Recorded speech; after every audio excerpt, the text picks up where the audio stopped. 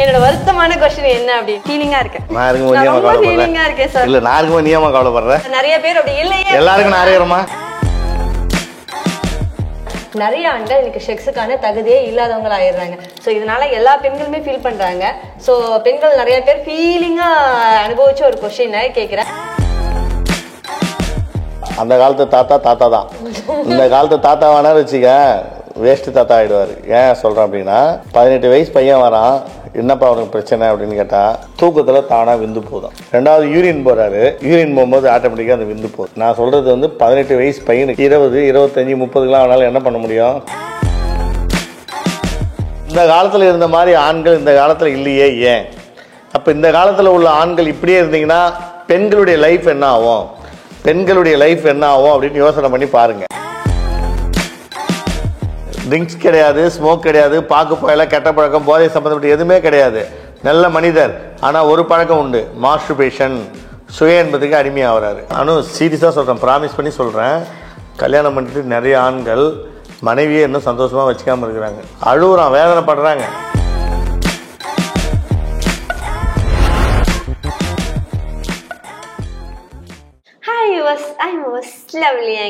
இன்னைக்கு நம்ம டாக்டர் பழனி சேனல்ல யாரை மீட் பண்ண போறோம்னா அவங்க எல்லாருக்குமே தெரிஞ்ச ரொம்பவே ஃபேமஸான நம்மளோட டாக்டர் சார் வந்திருக்காங்க. Palani sir, hi sir. வணக்கம். ஹாய் வணக்கம். Hi sir. ஓகே, நம்ம Arunachaleswara herbal care private limited பத்தி நான் உங்ககிட்ட சொல்லவே வேணாம், எல்லாருக்குமே நல்லாவே தெரிஞ்சிருக்கும். தமிழ்நாடு முழுவதும் இல்லாம உலகம் முழுவதும் பிரான்ச் வச்சிருக்காங்க. ஸோ நீங்க எந்த கண்ட்ரில இருந்தாலும் சரி, எந்த ஏரியால இருந்தாலும் சரி, என்ன பண்ணலாம் அப்படின்னா உங்களுக்கு ஏதாவது செக்ஸுவல் சம்பந்தமா ப்ராப்ளம்ஸ் இருந்துச்சுன்னா ஒரே ஒரு ஃபோன் கால் போதும். கீழே உள்ள நம்பருக்கு கால் பண்ணீங்கன்னா உங்க செக்ஷுவல் சம்பந்தமான அனைத்து பிரச்சனைகளுக்கும் தீர்வு கிடைச்சிடும். ஸோ அது மட்டும் இல்ல, ஏன்னா நான் வெளியூர்ல இருக்கேன், வெளிநாட்டுல இருக்கேன்னா சார் அடிக்கடி கேம்பெயின் போடுவாங்க. ஸோ எல்லா இடத்துலயும் கேம்பெயின் போடுவாங்க, எல்லா இதுவுமே கால் மூலியமா சொல்லுவாங்க. ஸோ நீங்க அந்த கேம்பெயின் அட்டென்ட் பண்ணலாம். அதுவுமே இல்ல என்னால வெளியிலேயே வர முடியாது, எனக்கு ஃபோன் கால்லேயே தீர்வு சொன்னா கண்டிப்பா உங்களுக்கு என்ன ப்ராப்ளம் நீங்க போன்ல சொன்னீங்கன்னா போதும், டாக்டர் அதுக்கேற்ற மாதிரி டேப்லெட்டை உங்களுக்கு கொரியர் மூலியமா அனுப்பி வச்சிருவாங்க. ஸோ இன்னைக்கு என்ன கொஸ்டின் அப்படின்னு டாக்டர் சார் கேட்டலாம். ரொம்ப நான் வருத்தமா ஃபீலிங்கா இருக்கேன். என்ன வருத்தப்படாதமா, நான் இருக்கும்போது நீ கவலைப்படுற? இல்ல நான் இருக்கும்போது நீ ஏமா கவலைப்படுற? நீங்க இருக்கீங்க சார், நிறைய பேர் அப்படி இல்லையே. எல்லாருக்கும் நாரேறமா. எல்லாருக்கும் நாரிக்கும் போது யாம் இருக்க பயமே. என்னோட வருத்தமான கொஸ்டின் என்ன அப்படின்னா, இன்னைக்கு பாத்தீங்கன்னா அந்த காலத்துல பாத்தீங்க அப்படின்னா நம்ம லாங் பிஃபோர் இயர்ஸ் ராஜா காலம், நம்ம தாத்தா காலமே எதுக்கு ராஜா காலம் போற, தாத்தா காலத்திலே போனீங்க அப்படின்னா கண்டிப்பா இந்த செக்ஷுவல் சம்பந்தமா எந்த ஒரு பிரச்சனையுமே அவ்வளவு வந்தது கிடையாது. அதுக்காக உங்க டாக்டர் போனதும் கிடையாது. ஏன்னா அப்ப பாத்தீங்கன்னா உணவே மருந்து அப்படிங்கிற மாதிரி இருந்துச்சு. இயற்கையா நிறைய ஃபுட்ஸ் எல்லாம் எடுத்துக்கிட்டாங்க. இப்ப பாத்தீங்க அப்படின்னா பீஸா, பர்கர், அது இது நிறைய வந்துருச்சு. சோ அங்க மூளைக்கு மூளை ஃபெர்டிலைசேஷன் சென்டர் இருக்க மாதிரியே பாத்தீங்கன்னா செக்ஷுவலுக்கும் நிறைய டாக்டர்ஸ் எல்லாம் இருக்காங்க. சோ நிறைய பேர் டாக்டர் கிட்ட கூட போறதே கிடையாது. எனக்கு என்ன பிரச்சனை போய் டாக்டர் கிட்ட கூட கேட்கறது கிடையாது. என்னன்னா கிடைக்கிற டேப்லெட் வாங்கி கூச்சப்பட்டு போக மாட்டாங்கம்மா. நிறைய ஆண்கள் வெக்கப்படுறாங்க, அதனால மெடிக்கல் ஷாப்ல தான் போவாங்க. சொல்லுங்க சார். மெடிக்கல் ஷாப் போறது டைரக்டா என்ன மாத்திரை கிடைக்குதோ ஏதாவது ஷோவை பார்த்துட்டு அந்த ஷோல இருந்து ஏதாவது டேப்லெட் சஜஸ்ட் பண்ணிருப்பாங்க. அவங்க ஹெல்த்துக்கு அது செட் ஆகுமா, நம்ம டெஸ்ட் எடுக்கணுமா அப்படிலாம் ஒரு டாக்டர் கன்சல்டேஷனே இல்லாம அந்த டேப்லெட்ஸ் எல்லாம் வாங்கி சாப்பிடுறாங்க.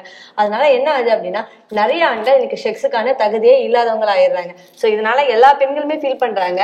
ஸோ பெண்கள் நிறைய பேர் ஃபீலிங்கா அனுபவிச்ச ஒரு கொஸ்டினை கேட்கிறேன். ஸோ இந்த மாதிரியே போயிட்டு இருந்தா என்ன ஆகும், இதுக்கு தீர்வு தான் என்ன?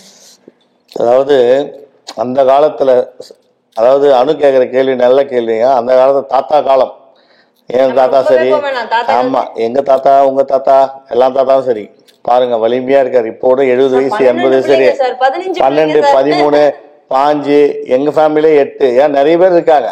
தாத்தா அந்த காலத்து தாத்தா தான். இந்த காலத்து தாத்தா வேணாலும் வச்சுக்க வேஸ்ட் தாத்தா ஆயிடுவாரு. ஏன் சொல்றேன் அப்படின்னா 30 வயசு இல்லைங்க மேடம், 18 வயசே தாண்ட மாட்டேங்கிறானுங்க.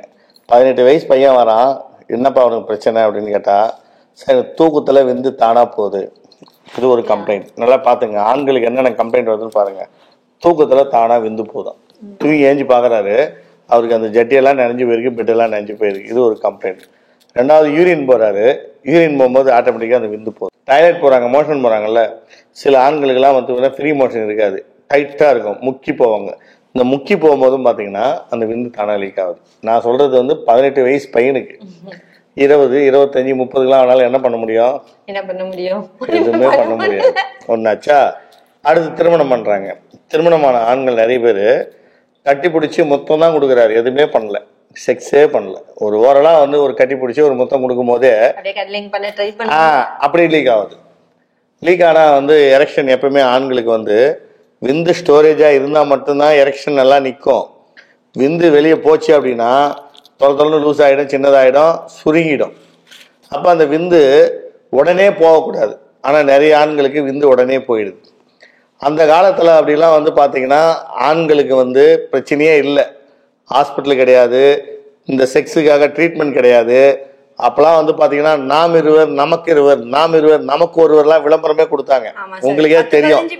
ஆமா, ஒரு 5 பெத்துக்குவாங்க, 6 பெத்துக்குவாங்க. உடனே என்ன பண்ணுவாங்க, அவ்வளோ வேணாம், நாம் இருவர் நமக்கு ஒருவர், நாம் இருவர் நமக்கு இருவர் அப்படி இருந்த காலம் போய் இப்பெல்லாம் அந்த விளம்பரம் எங்க இருக்குன்னே தெரியல தம்பி. ஏன் தெரியலன்னா இப்ப பாத்தீங்கன்னா எங்க பார்த்தாலும் infertility hospital, infertility centre, IVF centre, IUI centre இப்படி போயின்னு இருக்குது. அதாவது பெரும்பாலும் கல்ச்சர் மாறி மாற கலாச்சாரம் மாற ஆண்கள் நீங்களும் மாறி போயிட்டீங்க. இப்ப நாங்க சொல்ல விஷயத்தை என்ன சொல்ல போறோம் அப்படின்னா, அந்த காலத்துல இருந்த மாதிரி ஆண்கள் இந்த காலத்துல இல்லையே. ஏன்? அப்ப இந்த காலத்துல உள்ள ஆண்கள் இப்படியே இருந்தீங்கன்னா பெண்களுடைய லைஃப் என்ன ஆகும், பெண்களுடைய லைஃப் என்ன ஆகும் அப்படின்னு யோசனை பண்ணி பாருங்க. எனக்கு தெரிஞ்ச வந்து ஒவ்வொரு நண்பர்களும் வராங்க, என்கிட்ட பேசிட்டு வராங்க. நான் ஒவ்வொருத்தருக்கும் நாடி பார்த்து சொல்லக்கூடிய விஷயங்கள் என்னன்னு பார்த்தா, ஏன் தம்பி இந்த வயசுல கெட்டு போயிட்டு தான் சொல்லுவேன். ஏன்னா சின்ன வயசுலேயே கைப்பழக்கம் பண்றாங்க. மாஸ்டர்பேஷன், சுய இன்பம் என்பது ஒரு குறிப்பிட்ட வயசுல திருமணம் செஞ்சிடணும். ஆண்களுக்கு ஒரு குறிப்பிட்ட வயசு 27 வச்சுங்க, 27, 25 திருமணம் செஞ்சிடணும். 27 குறைந்தபட்சம் 25, 22, 23 கல்யாணம் பண்ணிடணும். இந்த கல்யாணம் பண்ணாம இவங்க என்ன பண்றாங்க அப்படின்னா, லேட் ஆக இவங்களுக்கு உணர்ச்சி தரக்கூடிய சில விஷயங்கள் எல்லாமே இவங்களுக்கு நாலேஜுக்கு வந்துடுது. யூடியூப் மூலியமா வந்துடுது, ஃபேஸ்புக்கில் வந்துடுது, இன்ஸ்டாகிராமில் வந்துடுது, கூகுளில் வந்துடுது, ஏதோ வந்துடுது. இதெல்லாம் இவங்க பார்க்க என்ன ஆகுதுன்னா அவங்களால கண்ட்ரோல் பண்ண முடியல. அப்போ கண்ட்ரோல் பண்ண முடியாதவங்க என்ன பண்ணுறாங்க அப்படின்னா சுய இன்பத்துக்கு அடிமையாயிடுறாங்க. இப்போ என்னைக்கோ ஒரு நாளைக்கு சுய இன்பம் பண்ணுங்க, அதை நான் தப்புன்னு சொல்லவே மாட்டேன். ஏன்னா சப்போஸ் சூழ்நிலை திருமணமாக லேட் ஆகுது, பொண்ணு கிடைக்கல, வரம் பார்க்குறாரு, அப்படியே ஒவ்வொரு வருஷம் போயிட்டே இருக்கும்போது ரேராக பண்ணலாம். ஒரு முறை பண்ண உடனே அது ஒரு சுகம் கிடைச்சிருது, செக்ஸ் மாதிரி ஒரு சுகம். அது மாஸ்டர்பேஷன், கை மூலியமாக மாஸ்டர்பேஷன் பண்ணி அந்த விந்து விட்ட உடனே அவருக்கு ஒரு சுகமாயிடுது. அதுக்கு அவர் அடிக்ட் ஆக ஆரம்பிச்சிடறாரு. இந்த மாஸ்டர்பேஷன் பண்ண என்ன ஆகுது, அவருக்கு உயிரணுக்கள் உற்பத்தி ஆகிற அந்த உயிரணுக்கள் எல்லாம் குறைய ஆரம்பிச்சிருது. உயிரணுக்கள் குறைஞ்ச உடனே என்ன பண்றாரு, தெரியாம திருமணம் செஞ்சிடறாரு. அப்புறம் திரும்ப லேப்ல விந்த பரிசோதனை பண்ண என்ன சொல்றாங்க, உங்களுக்கு உயிரணுக்கள் குறைவா இருக்கு தம்பின்னுவாங்க.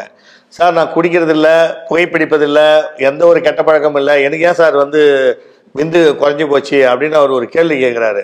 அப்போ நாங்கள் கேட்குற கேள்வி என்னென்ன பழக்கம் இருக்கு, கெட்ட பழக்கம் இல்லை, ரைட்டு, ஓகே, சந்தோஷம், மகிழ்ச்சி, வேற என்ன பழக்கம் இருக்குது, எனக்கு எந்த பழக்கமும் இல்லை. உண்மையை சொன்னா நான் இதுக்கு விளக்கம் சொல்லும் போது தான் உண்மையை சொல்றாரு. என்னென்ன, நான் கைப்பழக்கம் பண்ணேன், காலேஜில் படிக்கும் போது பண்ணேன், ஸ்கூலில் படிக்கும் போது பண்ணேன், இப்படி சொல்லும் போது ட்ரிங்க்ஸ் கிடையாது, ஸ்மோக் கிடையாது, பாக்கு போயில, கெட்ட பழக்கம், போதை சம்பந்தப்பட்ட எதுவுமே கிடையாது, நல்ல மனிதர். ஆனா ஒரு பழக்கம் உண்டு, மாஸ்டர்பேஷன், சுய இன்பத்துக்கு அடிமையாகிறாரு. அப்ப சுய இன்பம் ஆனவங்களுக்கு விந்து பரிசோதனை பண்ணும்போது என்ன ரிப்போர்ட் வருது, கவுண்ட் இல்ல, ஆக்டிவ் இல்ல, நிறைய பேருக்கு கவுண்டே இல்லாம போகுது, ஜீரோவில் நிக்கிறாங்க. பர்சன்டேஜ் பத்தலன்றது ஒரு சிலர், ஜீரோவில் இருக்காங்கன்னு சொல்லி ஒரு சிலர், எனக்கு கல்யாணம் பண்ணி இது வரைக்கும் நான் ஃபர்ஸ்ட் நைட்டே பண்ணலன்னு சொல்றது ஒரு சிலர் இருக்காங்க. தமாஸ் இல்லம்மா, சீரியஸா சொல்றேன், ப்ராமிஸ் பண்ணி சொல்றேன். கல்யாணம் பண்ணிட்டு நிறைய ஆண்கள் மனைவியை இன்னும் சந்தோஷமா வச்சுக்காம இருக்கிறாங்க. அழுகுறான், வேதனைப்படுறாங்க. அந்த பொண்ணு வந்து வேதனைப்படும், திருமணம் ஆச்சு இது வரைக்கும் எங்க வீட்டை தொடவே இல்லைங்க, கிட்ட போறாரு, கிட்ட போய் நாங்க 2 பேரும் வந்து ஓரளவு அப்படி பண்ணும்போது அவருடைய உறுப்பு ஏஞ்சிருக்கவே மாட்டேங்குது, நாங்க எப்படி செக்ஸ் பண்ணுறதுன்னு கேட்கறாங்க. அப்ப அந்த காலத்துல இருந்த ஆண்களுக்கு வலிமையா இருந்தாங்க. பாத்தீங்கன்னா ஒவ்வொரு கோயில் ஸ்தலம் மற்ற பெரிய பெரிய இதெல்லாம் பாத்தீங்கன்னா அந்த காலத்துல இயற்கையான முறையில ஜேசிபியோ இல்லை இயந்திரங்களோ எதுவுமே இல்லாம தன்னுடைய உழைப்பால் உருவாக்கப்பட்ட கோயில்லாம் இருக்குது, பார்த்துருப்பீங்க. ஆனால் இந்த காலத்துலலாம் வந்து பார்த்தீங்கன்னா மனுஷனுக்கு வலிமை இல்லைன்றதால எல்லாமே மிஷினரி வந்துச்சு. அப்போ அந்த வலிமை இல்லாத மிஷினரி வந்து ஒரு குடும்பத்தில் கல்யாணம் பண்ணி சந்தோஷமா இருக்க முடியுமா? மனுஷனுக்கு தெம்பு இருந்தால் தான் சந்தோஷமா இருக்க முடியும். அப்போ உங்கள் உடம்புல வந்து பலம் குறையிடுச்சு அப்படின்னா, நீங்கள் ஆன்ம சக்தி ஏந்துட்டீங்க அப்படின்னா, வருங்காலத்தில் உங்கள் மனைவியுடைய லைஃப் என்ன ஆகும்னு யாருமே யோசிக்கிறதே கிடையாது. நாங்கள் நிறைய முறை அட்வைஸ் பண்ணியிருக்கோம், இது மாதிரி உடம்புல பிரச்சனை இருந்துச்சு அப்படின்னா அதுக்கு தீர்வு கிடைக்கும், பிரச்சனை வராமல் நீங்கள் பாதுகாத்துக்கணும். நான் ஏற்கனவே கைப்பழக்கம் பண்ண வேணாம் நம்ம நிறைய சொல்லிட்டோம், அதையும் பண்றாங்க. குடிக்க வேணாம்னு சொல்றோம், அதையும் பண்றாங்க.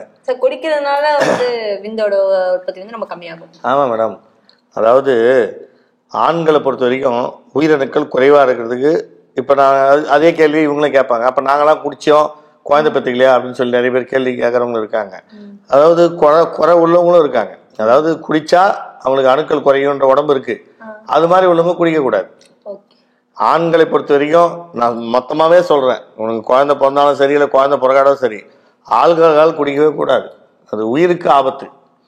குழந்தைன்றது அப்புறம், செக்ஸ்ன்றது அப்புறம், உன் உயிரே இருக்காது. நிறையா வந்து பார்த்தீங்கன்னா கிட்னி ப்ராப்ளம் வந்துடும், லிவர் ப்ராப்ளம் வந்துடும், குடல் ப்ராப்ளம் வந்துடும். புரியுதா?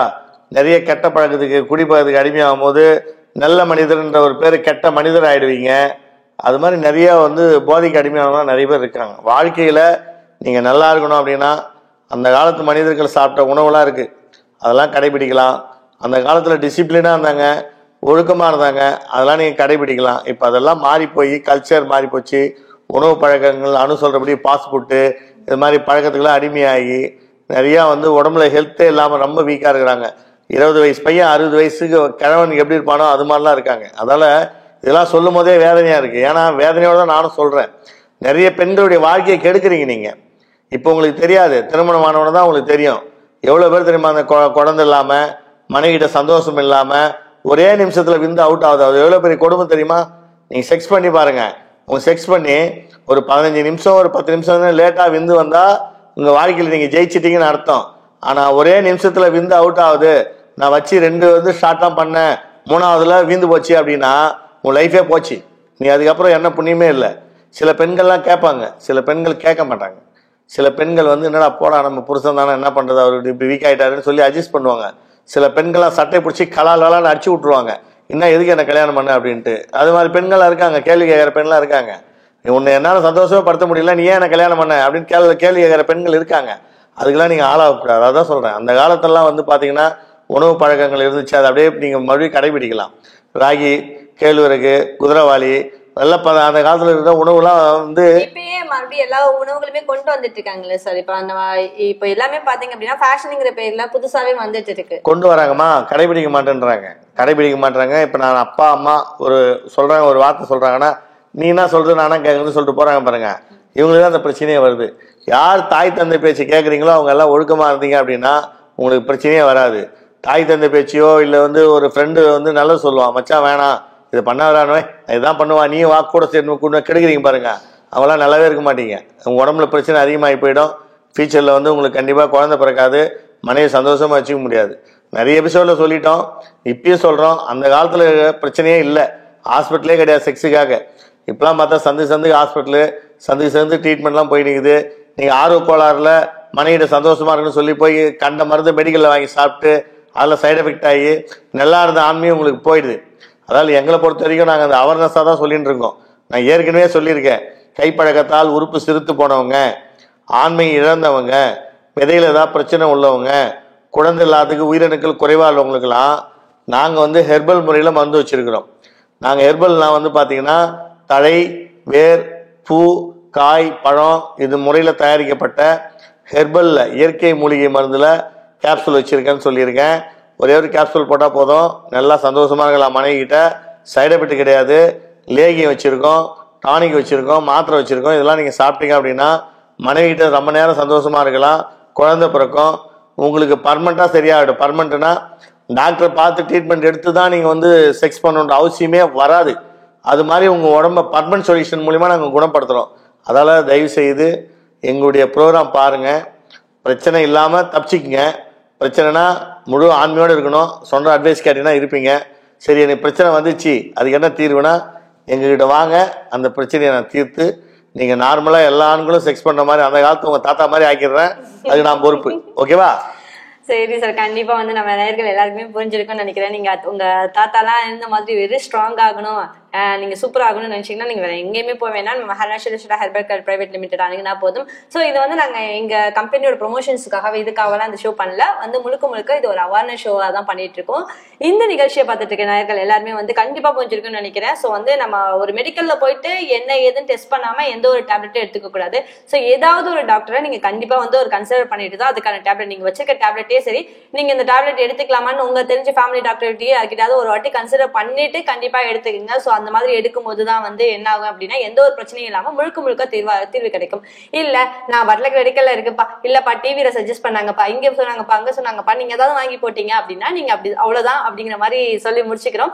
சோ இந்த நிகழ்ச்சியில நம்ம வந்து நிறைய விஷயங்களை வந்து தெரிஞ்சுக்கிட்டே இருக்கோம். சோ உங்களுக்கு இந்த மாதிரி ஏதாவது டவுட்ஸ் இருந்துச்சு அப்படின்னா கண்டிப்பா என்ன பண்ணுங்க அப்படின்னா கமெண்ட் பாக்ஸ்ல கமெண்ட் பண்ணுங்க.